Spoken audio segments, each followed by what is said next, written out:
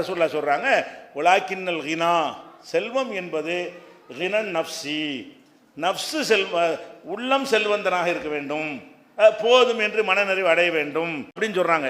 இது புகாரியில் 6446வது ஹதீஸ்ல ரசூல் ஸல்லல்லாஹு அலைஹி வஸல்லம் சொன்னதாக பதிவு செய்யப்பட்டிருக்கிறது. கத் அஃப்லஹ மன் அஸ்லம ருஸிக கஃபாஃபன் வ கன்னாஹுல்லாஹ் பிமாதா. ஒரு மனிதன் வெற்றி பெற்று விட்டான். வெற்றி பெற்றவன் யார் என்று சொல்லும் பொழுது இஸ்லாத்தை ஒருத்தன் ஏற்றான், அதனால வெற்றி பெற்று விட்டான். ரெண்டாவது, போதுமான உணவளிக்கப்படுகிறான், பசி இல்லாத உணவு தரப்பட்டு விட்டது. ரெண்டு. மூணாவது, அவனுக்கு கொடுத்ததில் அல்லாஹ் போதும் என்ற மனசையும் கொடுத்து விட்டான், இவன் தான் வெற்றி பெற்றவன். மூணு விஷயம் உள்ளவன் வெற்றி பெற்றானா யாரு? இஸ்லாம் மார்க்கத்தை முஸ்லிம் நம்ம இருக்கிறோம், இஸ்லாம்ங்கிற மார்க்கம் கிடைச்சிருச்சு, அது இல்லாட்டி வெற்றியே கிடையாது.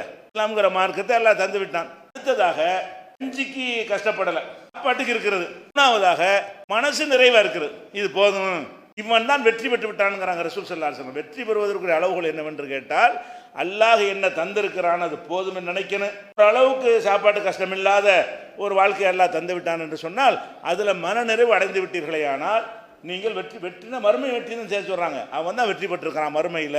இல்லைன்னா என்ன ஆகும்னு கேட்டா நிறைய தப்பு செய்வான், அது மாதிரி இருக்குது.